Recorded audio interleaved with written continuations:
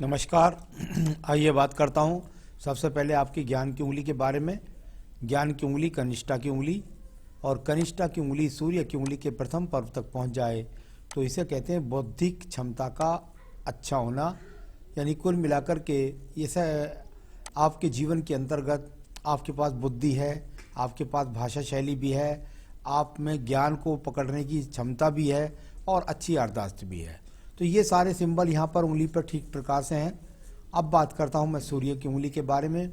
ये यश मान सम्मान की प्राप्ति के लिए, जीवन में ऊंचाइयों को प्राप्त करने के लिए, आँखों के रोग, अंतड़ियों के रोग या कोई फ्रैक्चर, सिंगली, इस तरह से चीज़ों को देखने के लिए देखी जाता है सूर्य के इस उंगली को। और यहाँ पर इसके फर्स्ट, सेकंड, थर्ड यहाँ पर जो मैं देखता हूँ वो किसी भी आड़ी तिरछी रेखाओं से प्रभावित नहीं है। यानी कुल मिलाकर मैं कह सकता हूँ कि यहाँ पर आप अपना सम्मान बनाए रखेंगे, साथ ही साथ आपको कुल मिलाकर के जो यश और मान सम्मान है उसमें किसी भी प्रकार की कोई कमी नहीं आएगी। यहाँ सेकंड पर थोड़ा सा गैप बना करके कुछ रेखाएं जरूर हैं, तो इसको कह सकता हूँ कि बस थोड़ा सा क्रोध में ना आए, टेंशन में ना आए। आइए बात करते हैं शनि की उंगली के बारे में। शनि की उंगली और इसको देखा जाता है व्यक्ति के स्वास्थ्य की स्थितियों के लिए, साथ ही साथ आपके जीवन के अंदर धन के स्रोत कितने मजबूती के साथ आप प्राप्त करेंगे इसके लिए। और ये अपने आप में यहाँ एक बहुत बड़ा कट और छोटी छोटी रेखाएं अन्य भी हैं। यानी सेकंड पर्व व्यवहार के पर्व के लिए जाना जाता है, क्योंकि इसका असली पक्ष है इस उंगली का आर्थिक पक्ष। अपने व्यवहार के द्वारा आर्थिक गलत निर्णय से बड़े धन हानि का योग, ये इस उंगली के अंदर ये कट था एक यहाँ पर, और बराबर बराबर छोटी छोटी रेखाएं और हैं।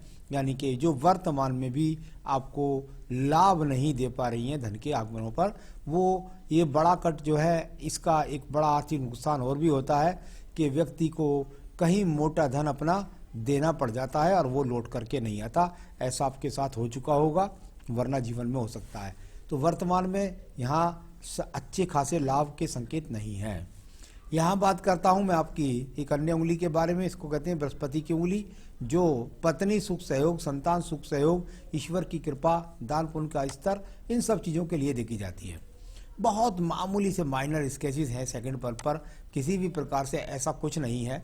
यहाँ थोड़ा सा बृहस्पति की उंगली नीचे गिर गई है, यानी कि कुल मिलाकर के आपकी एक तरह से कह सकता हूँ कि थोड़ा सा, यहाँ कोई ज़्यादा नहीं है, थोड़ा सा कह सकता हूँ कि पत्नी के साथ हल्का सा, बस वैसे ही मुंह जवान की बात, बाकी इससे ज़्यादा कोई खराब की स्थिति नहीं।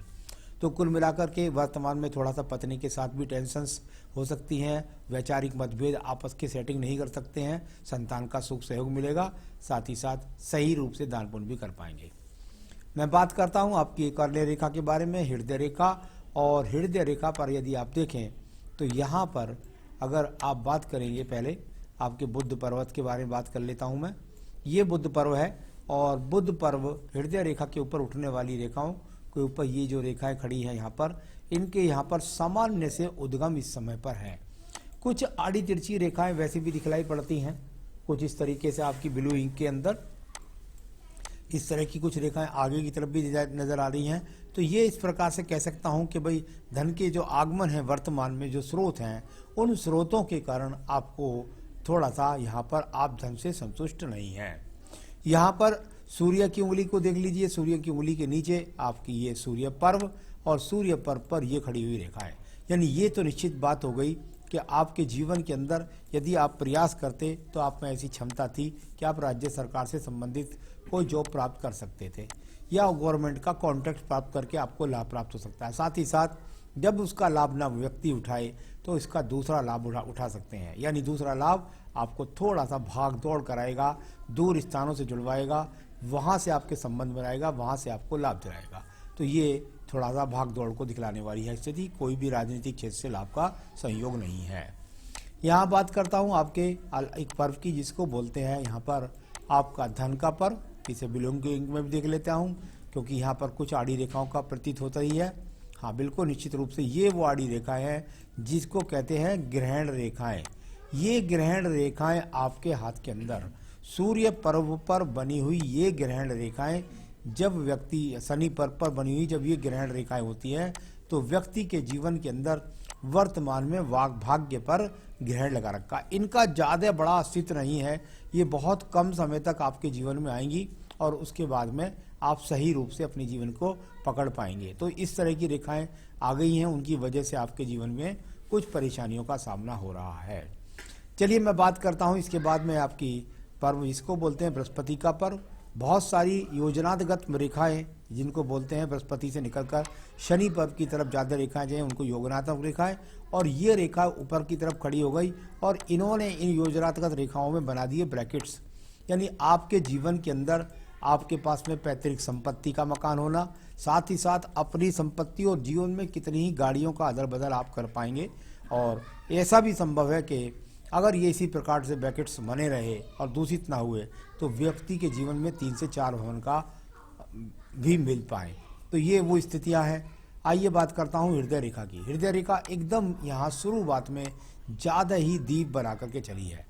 यानी अगर मैं सब जगह देखता जाता हूँ तो ये जो दीप है आपका, इसका जो लगभग एक तरह से कह सकता हूँ जो आपके जीवन के अंतर्गत ऐसा लगभग 36 से 37 वर्ष तक इसका उपयोग चलेगा। और जब जीवन में हृदय रेखा पर इतना बड़ा दीप चल जाता है तो आपको रोगों का सामना करा सकता है, आपको पत्नी से झगड़े झंझट का सामना करा सकता है, आप गलत निर्णय से धन का नुकसान कर सकते हैं, क्योंकि ये बुद्ध पर्वत के नीचे बना हुआ दीप है। तो ये इस तरह की बड़ी दीप था और जिसमें आपका कोई विशेष रोल आपके जीवन के अंदर नहीं रहा होगा आपके व्यापारिक क्षेत्र में, और आपको बहुत बढ़िया उपयोग की स्थिति मिली हुई थी, उसको आपने खो दिया। तो ये इस तरह की यहाँ पर इस तरह रेखाएं। अब मंगल पर्व की तरफ देखिएगा, मंगल पर्व से निकल करके ये रेखाएं, इन रेखाओं को कहते हैं ज़्यादा कर्म रूपी रेखा नहीं है।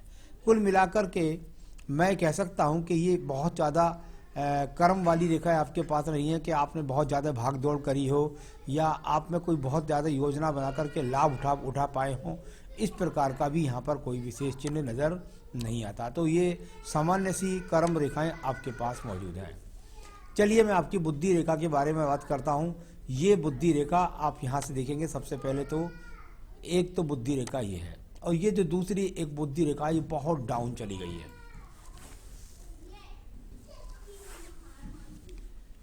ये दूसरी बुद्धि रेखा ये यहाँ से एकदम डाउन पर, ये देखिएगा, एक तो यहाँ पर, दूसरा यहाँ ये बहुत बड़ा दीप, और ये नीचे नकारात्मक सोच की रेखा। यानी चंद्र पर्वत से जाकर मिली बुद्धि रेखा, गलत निर्णय के द्वारा, गलत संगत के द्वारा व्यक्ति अपने गलत निर्णय से और ऊपर आ गया दूसरी रेखा पर दीप का चिन्ह।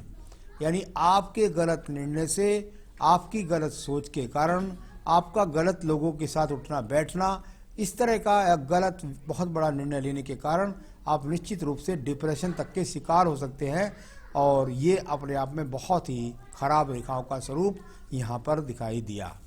मैं बात कर लेता हूँ इसके बाद में आपकी द्वितीय मंगल पर्वत के बारे में। हल्की हल्की सी रेखा निकल करके जा रही हैं जो आपके जीवन के अंदर ऐसा कह सकता हूँ कि बस आपको भागदौड़ करा रही हैं। आप किसी से अपने क्रोध आवेश में आकर के झगड़ा झंझट और ना कर लें, इस बात के प्रति आपको सावधान रहना होगा।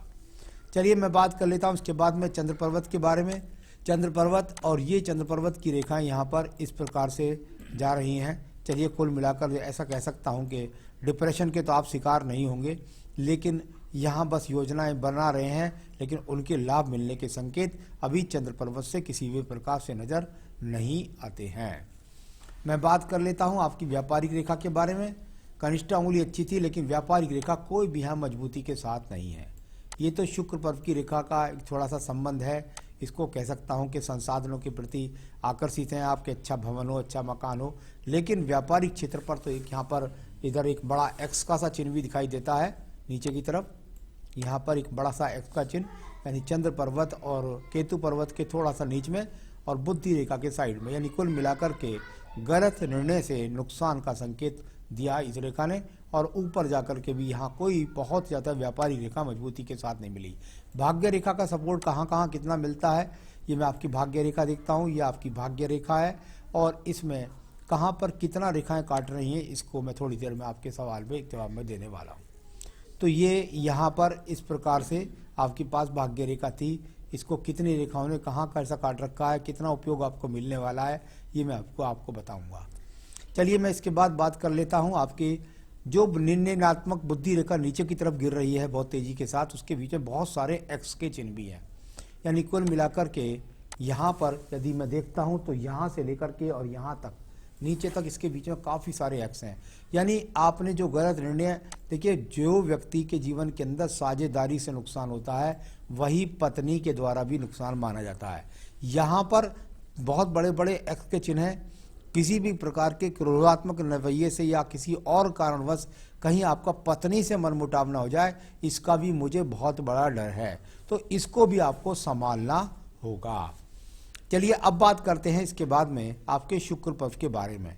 शुक्र पर्व और यहाँ कुल मिलाकर यदि मैं देखता हूँ जब वी का ट्रायंगल हो जाता है तो उसको बोल देते हैं मैं जीवन में लास्ट में आयु रेखा के, तो वो आपको जीवन में संसाधन दिलाएगा। यहाँ पर सामान्य संसाधनों को दिखलाने वाला शुक्र पर्व भी है, यानी सामान्य रूप से संसाधनों वाला शुक्र पर्व भी आपके पास में मौजूद है। आयु रेखा को देखिएगा, आयु रेखा और बिल्कुल जाकर के मणिबंध के पास तक यहाँ से इस तरीके से यहाँ आयु रेखा का है, और ये जो बराबर साइड से एक और रेखा खड़ी हुई है उसको कहते हैं भाई पैतृक संपत्ति से भी व्यक्ति को कुछ मिल जाए, साथ ही साथ वी का सा चिन्ह बन जाए, यानी व्यक्ति के जीवन के अंदर बुढ़ापा सिक्योर हो जाए। तो ये सब रेखाएं का पढ़ने का तरीका मैंने आपको बताया। आपके कोई बहुत ज़्यादा सवाल मेरे पास नहीं है, लेकिन उनका जवाब यहाँ पे आपको मैं जरूर दूंगा। आपने पूछा है मुझसे, पहला सवाल आपका ये है कि पार्टनरशिप में धंधा करता था, जब से अलग हुआ अच्छा नहीं हुआ। अब ऐसा क्यों हुआ? अगर आप अपनी हृदय रेखा में देखें तो कुल मिलाकर बहुत बड़ा दीप है शुरू में। जब इस प्रकार का बड़ा दीप होता है तो व्यक्ति मन से असंतुष्ट होता है बिना वजह के, एक बात। दूसरा, बुद्धि रेखा पर भी एक बड़ा दीप है, यानी बुद्धि रेखा पर बड़ा दीप, साथ ही साथ बुद्धि रेखा का एकदम डाउन होना, यानी बहुत बड़े गलत निर्णय से आप अपने जीवन में भारी नुकसान करेंगे। ये आपके हाथ में लिखा हुआ था और जिसके कारण आपने अपना भारी नुकसान कर लिया। तो ये यहाँ लगभग इसका जो प्रभाव दिखलाई पड़ता है वो मुझे अभी लगता है 2 से 3 साल इसका और प्रभाव रहने वाला है। उसके बाद में यदि आप अपनी भाग्य रेखा को देखेंगे तो ये भाग्य रेखा जो दूसरी बुद्धि रेखा के ऊपर से उठ करके चलती है, इसको कह सकता हूँ लगभग 37 के बाद में इस रेखा का उदय हो रहा है। यहाँ इस रेखा को अगर देखता हूँ तो फिर ये अपने आप में थोड़ा सीखे, यानी कि लगभग अब से लेकर 2 साल के बाद आप धीरे धीरे सीढ़ियाँ चलेंगे और 2 साल के बाद आपको महसूस होगा कि मैं अपने आप में ठीक हूँ, क्योंकि उसके बाद अगर कोई किसी राहु रेखा ने नहीं काटा तो ये अपने आप में अच्छा संकेत है कि आप अपने व्यापार को दोबारा से संभाल पाएंगे। तो वहाँ हृदय रेखा पर भी थोड़ा सा दीप एक और है छोटा सा आगे, जो आपको थोड़ा सा और परेशानी का सबब बन सकता है, कारण बन सकता है।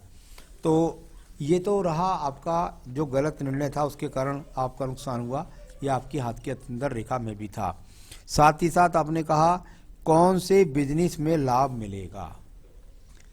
दशा के अनुसार व्यक्ति अपने, जब व्यक्ति के जीवन में दशाएं अच्छी होती है तो व्यक्ति उसके हिसाब से अपने जीवन में सफलता भी प्राप्त करता है।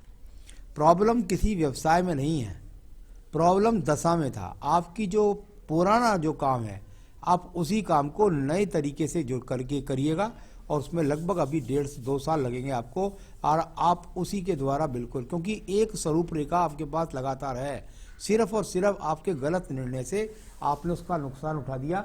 नहीं तो ये रेखा यहाँ से अगर सीधी चलती एकदम, ये थोड़ी सी हट गई, यानी ये रेखा बताती है कि आपका जो पुराना बिजनेस है वो थोड़े दिन के लिए आपका साथ छोड़ेगा, उससे नुकसान होगा। उसके बाद आप दोबारा से, क्योंकि दीप का समय भी खत्म हो जाएगा, उसके बाद सही निर्णय लेंगे।